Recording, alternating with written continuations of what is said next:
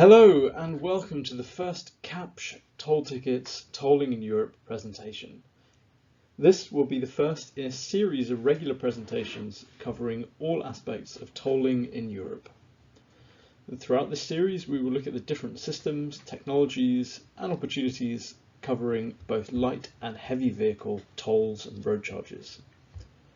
In future we will delve more deeply into terminology, but for the purpose of this and future presentations, we're going to use tolling as a broad term to encompass all road usage fees, which covers the typical highway, bridge or tunnel tolls, but also congestion charges in cities like London, Stockholm and Gothenburg, and also time-based charges or vignettes as they're otherwise known. So let's make a start this week by taking a high-level look at the different tolling systems and solutions in place across Europe covering light vehicles. And by light vehicles, we mean anything with wheels and a gross weight of less than 3.5 tons. We use 3.5 tons because this is typically the cutoff point applied by most toll chargers or countries across Europe. So let's just introduce toll tickets a little bit.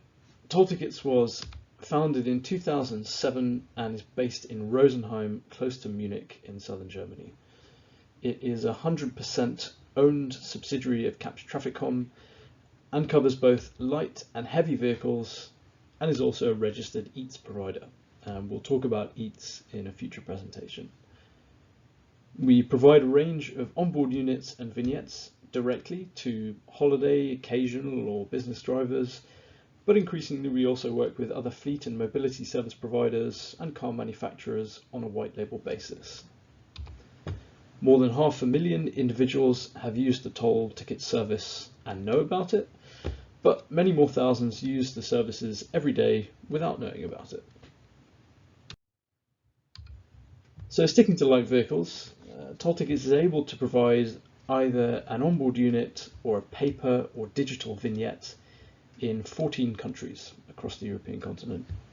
And this includes all countries with either a higher density of toll roads or also all the main transit countries such as France, Italy, Austria, Czech Republic, etc. So, for example, if you live in Germany and are planning a trip to Italy, Toll Tickets can provide both the Italian onboard unit for when you reach your destination, but also the vignette that is required to pass through either Austria and or Switzerland while you're on your way there. Or if you're based in the UK and traveling to, say, Spain, we can cover that entire journey with a convenient and COVID-safe device that works no matter which side the steering wheel is on. And whether this is a one-time purchase or an ongoing account, the toll costs are integrated into a single bill and a single currency. So let's take a look at the different systems in place across Europe.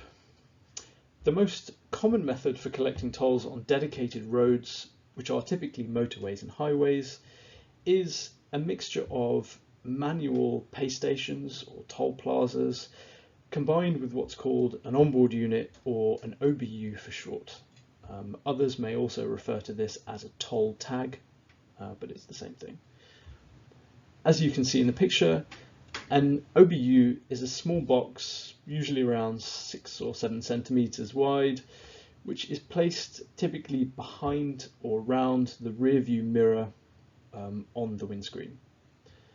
OBUs use a specific radio frequency known as DSRC, or Dedicated Short Range Communications, to communicate with fixed roadside infrastructure, which enables payment and passage through toll booths without stopping. This technology is not dissimilar to the security tags that you would see attached to everyday items of, say, clothing or higher priced items in certain supermarkets. Each individual OBU has a specific identifier, and that is then linked to a customer account for billing and invoicing purposes. As you can see, DSRC is very widespread across many countries. Most of which are perhaps well known for their tolls, such as France, Spain, Italy, and Portugal, where you'll see a lot of highway tolls. The same DSRC radio frequency standard is also used across all countries you see highlighted here in this map. And in fact, the use of this technology is regulated by the European Commission and features in several directives concerning tolling and the kinds of technologies which can and cannot be used. In most countries, DSRC is either the sole or predominant tolling technology in use nationwide.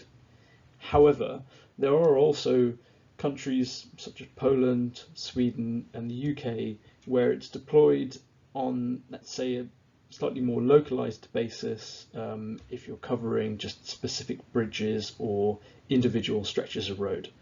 In the UK, for example, the M6 toll and the Humber Bridge use a DSRC standard tag as an option for certain customers, but it's not deployed everywhere. So, as stated, most countries still use DSRC in combination with a physical toll booth and lanes and barriers which open and close when communicating with the onboard unit. However, there is a growing trend towards what is known as MLFF, or multi-lane free flow tolling, where toll booths are removed and replaced simply with overhead gantries. Norway is a perfect example of this. If you travel to Norway, you will not see a single physical toll booth anywhere in the country. Rather, you'll see a series of grey steel gantries or roadside poles with DSRC receivers equipped. The M50 in Ireland, which circles Dublin, is also an example of this approach. So instead of providing a manual payment alternative for those without an OBU, OBU-less, or drivers without an onboard unit, in this case will be enforced by license plate capture rather than a physical toll booth. Therefore, they'll receive a bill or a fine in the post if they drive across the toll without an onboard unit. So, as you can imagine, in these countries, if we're talking about the M50 in Ireland or Norway, it is necessary to have an onboard unit if you want to avoid potentially higher fees or even fines. There are also some significant cost advantages to having an onboard unit, which we are going to explore in a future presentation.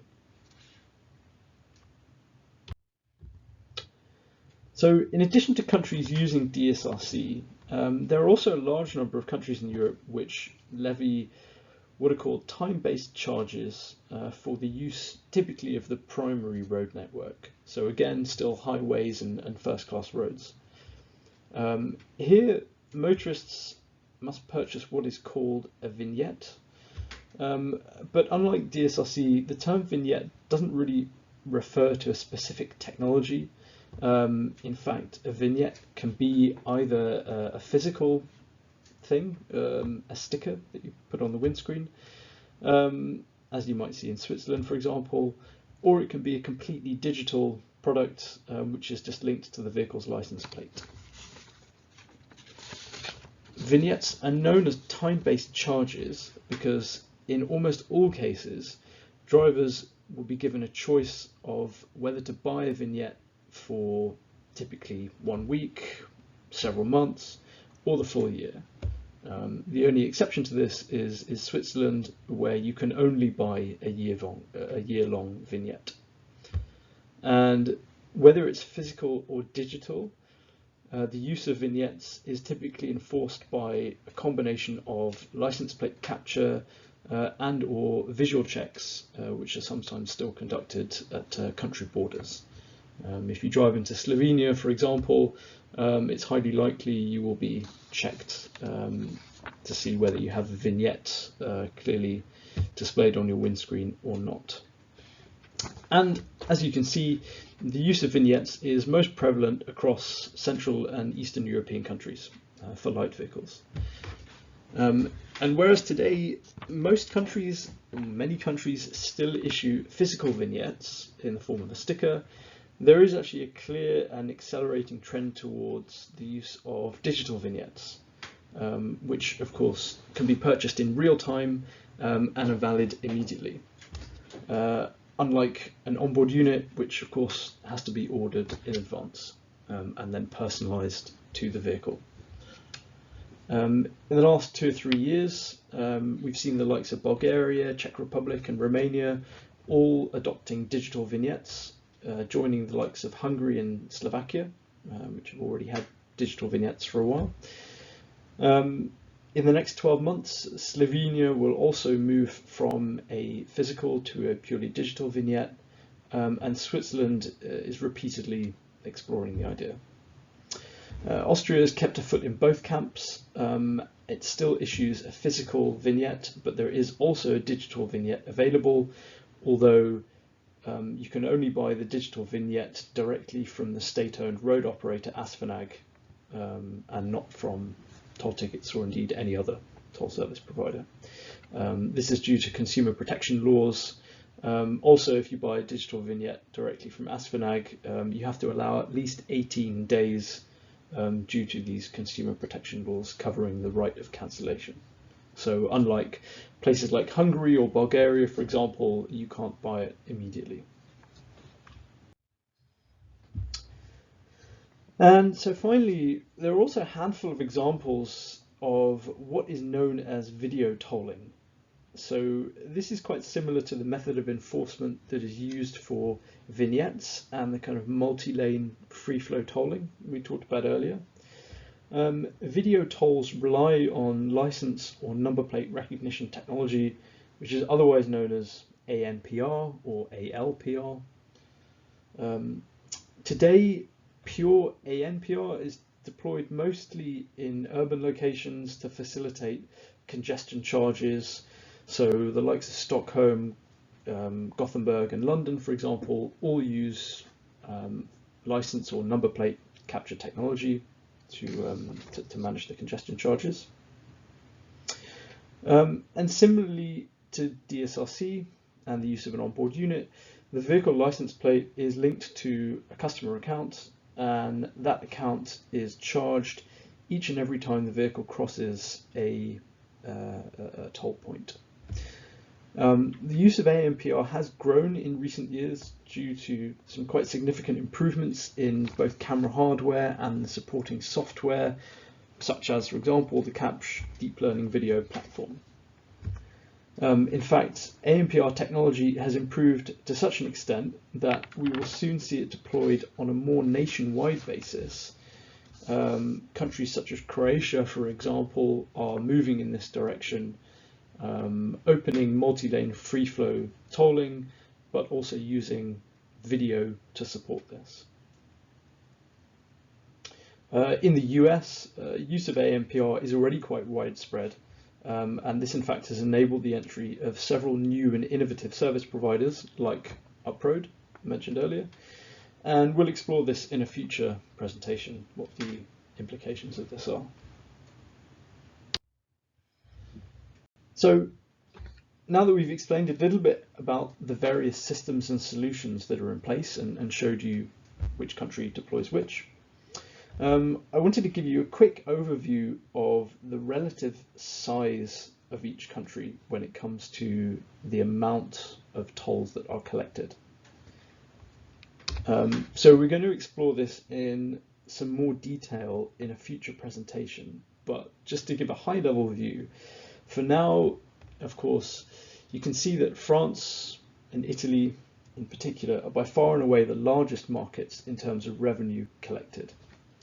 If you take the European continent as a whole, more than 19 billion euros worth of tolls are collected from light vehicles, and France and Italy account for roughly 39%, roughly 23% respectively of this.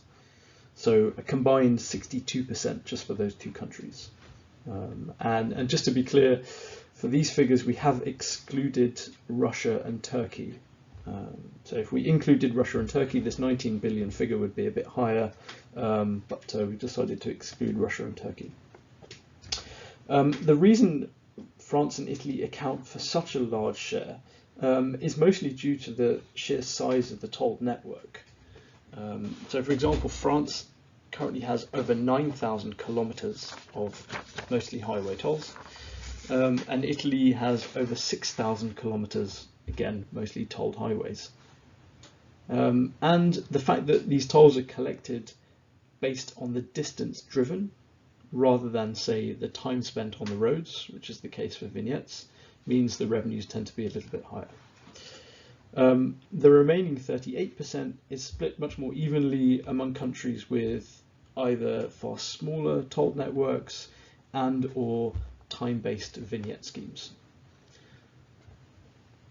If we break these figures down in a slightly different way, and we consider the split based on countries which use predominantly either onboard units, vignettes, or video, or ANPR, then we can see, of course, that countries that use onboard units represent by far the majority of these tolls collected.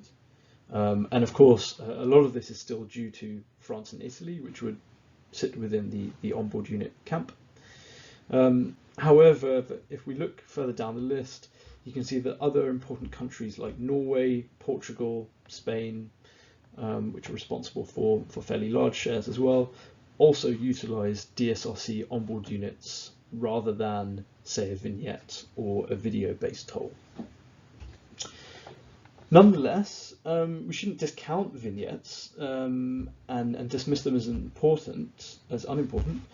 If we think about a lot of the popular holiday destinations or countries where you would see a higher than average proportion of foreign drivers, countries like Switzerland, Austria, Slovenia, for example, all use vignettes.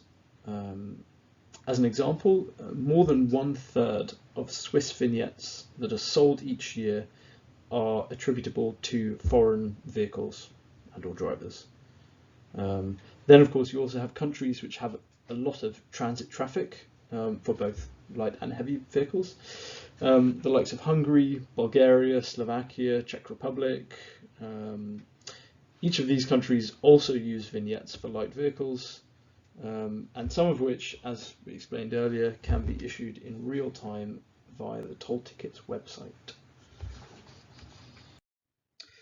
So to conclude this presentation, I just wanted to highlight some of the many benefits for both private and business travellers from having either an onboard unit or a vignette purchased ahead of time, or of course a digital vignette that can be purchased in real time. Firstly, as we'll talk about in a future presentation, there are quite significant discounts on offer across many countries. Includes countries like Spain, Norway, for example, Denmark, and the bridges across Denmark and Sweden. Of course, if you have an onboard unit, the risk of accumulating toll fines in countries like Norway, which don't have any kind of physical barrier or a toll plaza, it can be quite easy to drive onto a toll road without even knowing it. So if you have an onboard unit already, then you're not going to have any unexpected fines or post bills. Of course, if you have an onboard unit, there's no need to wait at congested toll plazas. This can be quite an issue, particularly in the busy periods of the year like summer, even in COVID times, where in some cases there's actually been an increase in road traffic because not so many people are flying. This can still be a problem, and if you have an onboard unit, you can just drive quickly through the ETC lane instead of the manual payment lane. And of course, on the subject of COVID, onboard units are much more COVID safe. If you have concerns, there's no need to physically interact with either a machine or a toll booth operator. Of course, like me, if you have a car that has the steering wheel on the right or correct side, depending on which way you look at it, trying to pay tolls that will be out the opposite window can be quite tough. So an onboard unit reduces that problem. Of course, if you open a toll account, there's the possibility to link several units. So whether you're a business traveller or a family even, you can have several units just on one account paid by one payment means. And of course, this will give you at the same time very clear invoicing of each and all of the tolls paid against each unit or against each vignette purchased, with a very clear VAT breakdown, which can be quite useful if you're a business traveller. And again, we'll talk more about this in a future presentation, but whether there are discounts or not, when you're using an onboard unit, you are always guaranteed to be paying the lowest toll price possible. And if you are traveling from abroad into a different country, planning ahead of time, getting an onboard unit or a vignette will of course avoid any potential language barriers or issues at the border. If you need to stop and physically purchase a vignette or pick up an onboard unit or something, it's possible there could be some sort of language barrier that can just add a bit of complexity. And finally, onboard units don't have to be purchased forever. You can also procure an onboard unit just for the short term if you are taking, say, a short trip, particularly for business, or for holiday, of course. Even if it's just 2 or 3 weeks, it's quite easy to get an onboard unit to use for that time, and then we'll make obviously having the added convenience of an onboard unit, but claiming any business expenses afterwards a little bit easier. And so there we are. This was just a quick, short run through the different tolling systems and solutions currently operating across Europe.